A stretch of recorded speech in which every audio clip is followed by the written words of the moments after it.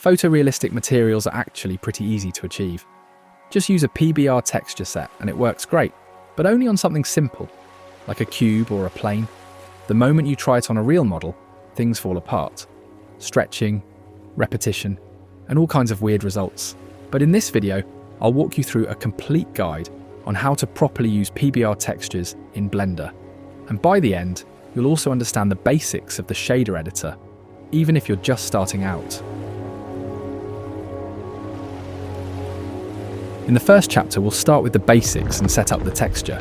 In the second chapter, we'll add some variation to fix the repetition issue. After that, we'll use the height map to add moss or plaster with depth. Then we'll blend two materials like plaster and brick. In the last two chapters, we'll go through vertex painting and add some overlays or decals.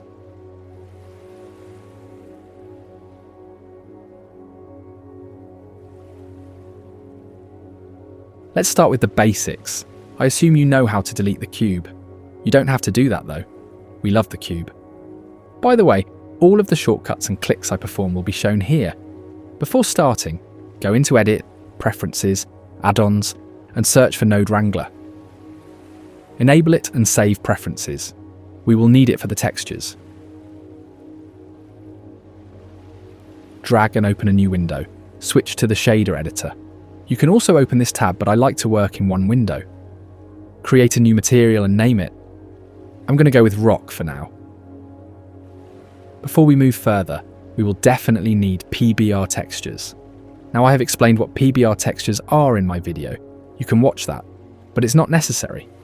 I will tell every practical thing in this video, so the best places to get good textures are Polyhaven, Ambient CG, Megascans, and Polygon. I'm going to go with Ambient CG for the sake of the tutorial. You can search for any texture you want. I'm going for a medieval wall, so I'm going to choose this. Download the resolution you want. If it's a very close shot, use 8K. If you have something in the foreground, use 4K. And if it's something in the background, use 2K. I always go with JPG as they are small in size. Although this option is only in Ambient CG, you only get to choose the resolution in Megascans from Quixel on Fab. And if we talk about Polyhaven, you can choose EXR as well. And since it allows you to download textures individually, try to download the displacement as XR. It works best. And for some reason, the blend file option doesn't work for me. Anyways, once your download is complete, extract the zip file. You will find all of the image textures inside the folder. So after creating a new material, you will notice two new nodes will appear. The material output is like an output node. Whatever is connected into it will be projected onto your mesh. It has 3 sockets. I will come to those in a minute. Then you have the principled BSDF. This is the main node, which has many controls that do a lot of things. For now, let's add the texture we downloaded. Select the node and press Ctrl, plus Shift, plus T. A new window will pop up. Go to the location where you downloaded and extracted your texture. Press A to select all. Before you go further, if you are using textures from Ambient CG, you will notice 2 similar textures. Make sure you deselect the one which is DX. You can do that by clicking it while pressing Ctrl. Now you can just click this button and your texture will be ready. Make sure you enabled Node Wrangler, otherwise it won't work. There are a lot of things here now, but let's focus on the main things for now. If you happen to find a bump node, decrease its strength to 0.1, or you can just make it 0 as well. Since we are using normal and displacement maps, we don't want that. Second, you will notice there will be a texture map that won't be connected to anything. This is ambient occlusion. It is pretty simple to use. Just add a mix color node. Make sure the ambient occlusion node goes into the second slot. Change it from mix to multiply, and leave the value at 0.5. You can totally ignore the ambient occlusion, but it's something I thought I should mention. After that, you will notice that your material will look 2D. We want some depth, so let's go into the material properties and scroll down until you find this option. Change it to displacement and bump. Make sure to decrease the displacement strength to something like 0.03. Displacement requires some geometry, so add some subdivisions. I'm just going to add a subdivision modifier and increase its value to 8 for now.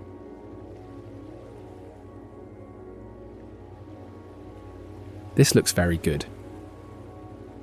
You can also change the scale of the texture with these 3 values.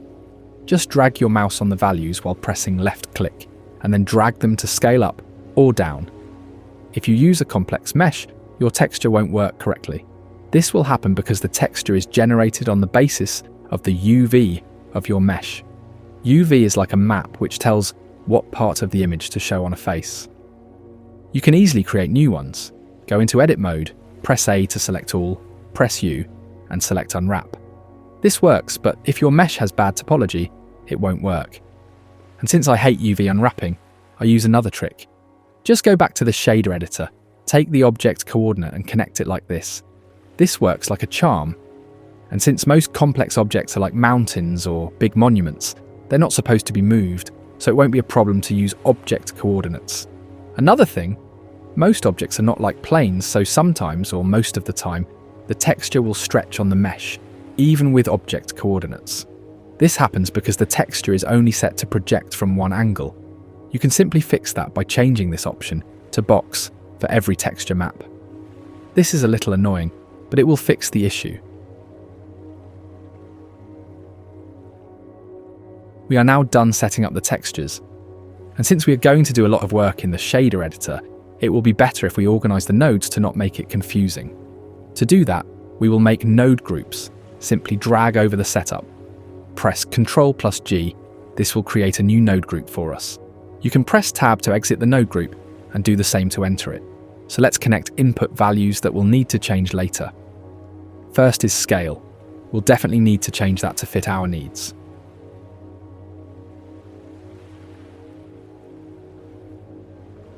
I'll also connect the displacement scale as well. For the output, I'm going to add the displacement texture. I'll tell the reason in a minute. Now you can control the texture from outside as well. Make sure to rename the node group. Before we move on to the next chapter, let me explain how factors work and how we can control them with masks. If you want to mix 2 textures, you have to use a mix shader node. You simply connect both shaders into the sockets, and you can control the factor value to decide which shader to show. Now this factor value ranges from 0 to 1. It works like opacity in Photoshop. But this is not it. Blender gives us an option to create masks like gradients which have black and white values. So if we connect that, we can have both shaders at the same time, at full opacity. In this way, we can create variations in the textures, which really boosts the results. The reason I connected the displacement texture into the output map was because it also has those black and white values, which we can use to create moss or any other detail. There are endless possibilities, and I will try to show and explain everything I can. In this chapter, we will mainly focus on how to fix the repetition issue, and we will also go through the basic fundamentals of the mix color node. Let's start with this brick texture. I have converted it into a node group to keep it organized. The first problem that every one of you will face is that when you actually use it on a mesh, you will notice that the texture will repeat, and it will be pretty noticeable. The simple way to fix it is by adding a Voronoi texture in the middle of these nodes. Connect the object to the Voronoi texture and connect it to the rotation. This works great, but only for materials like grass, dirt, or sand. If you are using something like bricks, which have these obvious patterns that can't be broken, this won't work that well. There is another way, which is by creating variation. If you look at some references, you will notice that these textures have some white color variation. We can do that easily with a noise texture. Let's enter our node group here, because this part takes place after the base color. First, add a noise texture. You can preview the node by clicking it while pressing Ctrl+Shift. Set the maximum value for details and play with the scale. I like to switch it to 4D, which gives this W value. Add a color ramp, and you can change the sliders to add more contrast between the colors.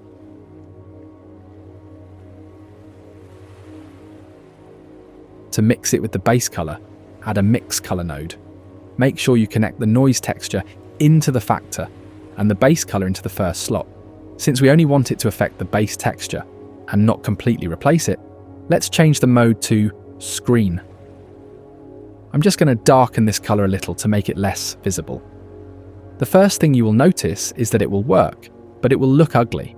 This is because the noise texture shows no connection with the brick pattern. To fix this, first add a mix color and connect it after the color ramp. Change the mode to color burn. Connect the base color into the second slot with a color ramp. Now tweak the color ramp until you get something good.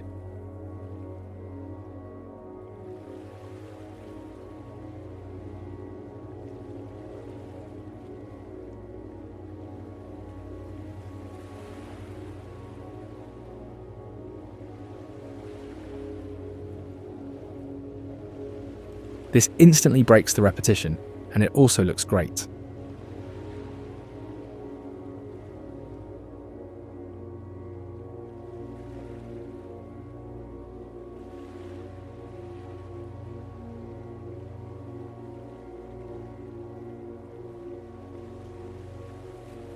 Now that we've made some variations, let's use the height map to add some moss.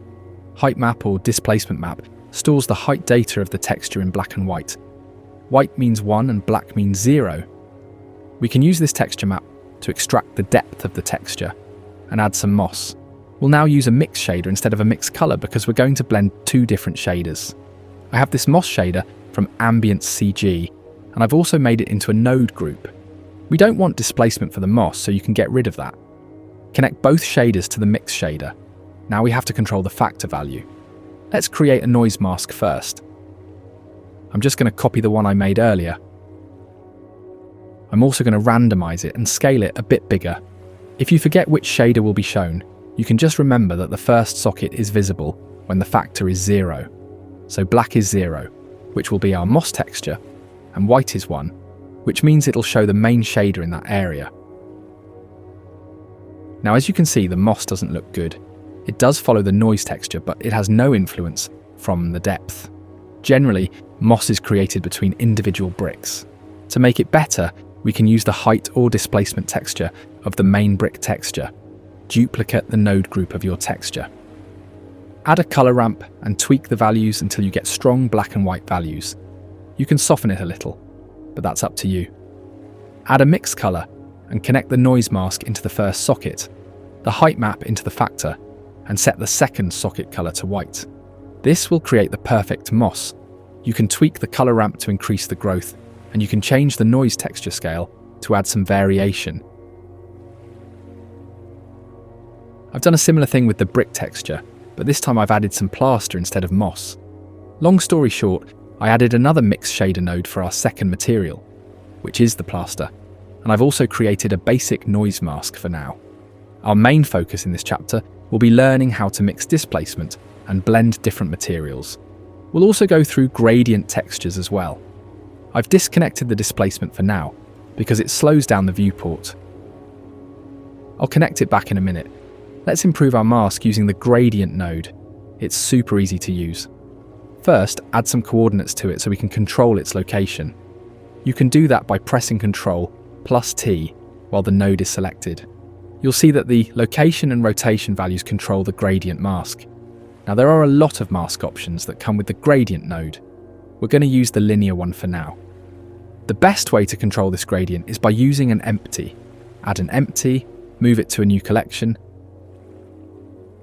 Rename the empty as well to something related to your texture.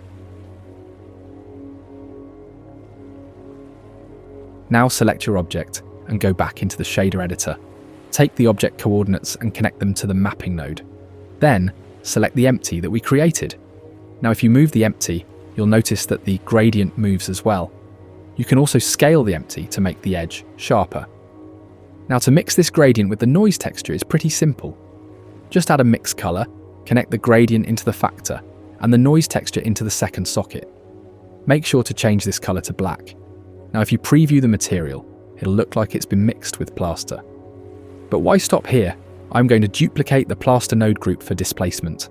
To make our lives easier, right-click while pressing Shift and drag your cursor over the line. This will create a pointer. This pointer is connected to the displacement.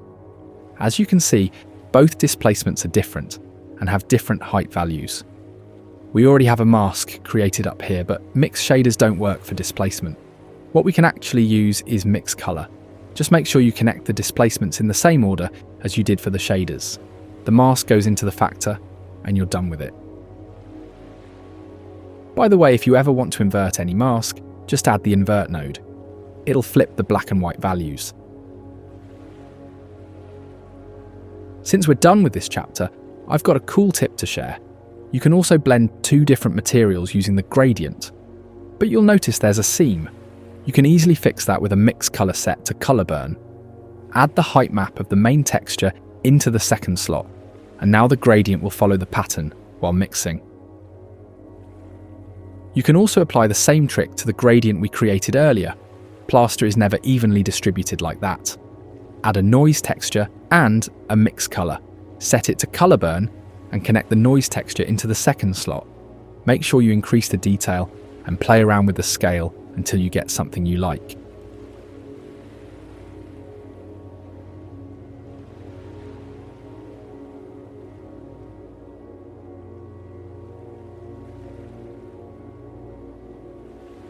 This will be a quick chapter about painting the details using vertex painting.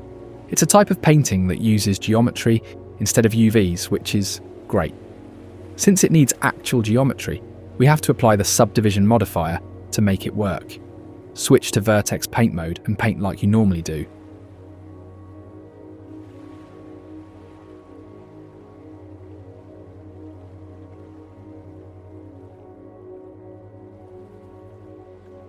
If you go into this tab, you'll find the attribute name for your paint. Now go back to the shader editor and add an attribute node. Enter the attribute name, and you'll notice it gives a black and white mask, which we can use as a mask. Remember the variation we made in the second chapter? I'm just going to make a similar mask setup and use the vertex mask instead of the noise texture. This time, drive the depth information from the displacement texture and invert it with the color ramp.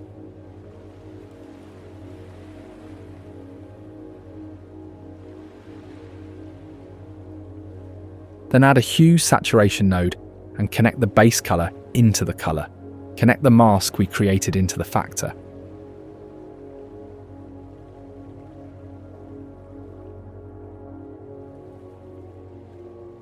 Make sure the color burn value is set to 1.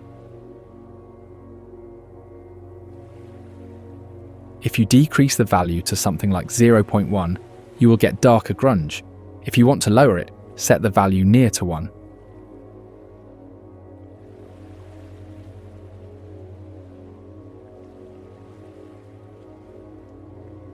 Micro details are necessary to give a boost in photorealism. Even though I usually use another plane and place it on top, we can also do it directly in the shader editor. By the way, I have a free micro details pack for you guys on my Patreon. You can grab some from there. I also have a premium version, but that's totally up to you. For this tutorial, I'm going to add some decals first. You'll set up the texture, like we did before, but this time you need to change the alpha from repeat to clip. Make sure you connect object coordinates and add an empty. Fix the scale of the decal and set the location to 0.5 on all 3 axes. Connect the alpha into the mix shader factor. You'll also need an invert node for it to work properly. This already looks good, but we can push it further using the height map. Just duplicate the main texture node group. Add a color ramp and a mix color node. Connect the height map into the factor and the alpha map of the decal into the first socket. Set the second socket to pure white. Tweak the color ramp to create a corrosion effect.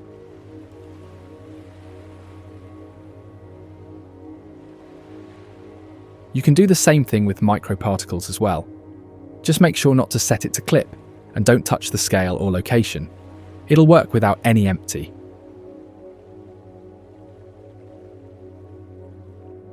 Now that you've made it to the end, if you want to support the channel, check out Cinematic Compositor. It adds cinematic final touches to your renders. And if you want more videos like this, make sure to like and subscribe.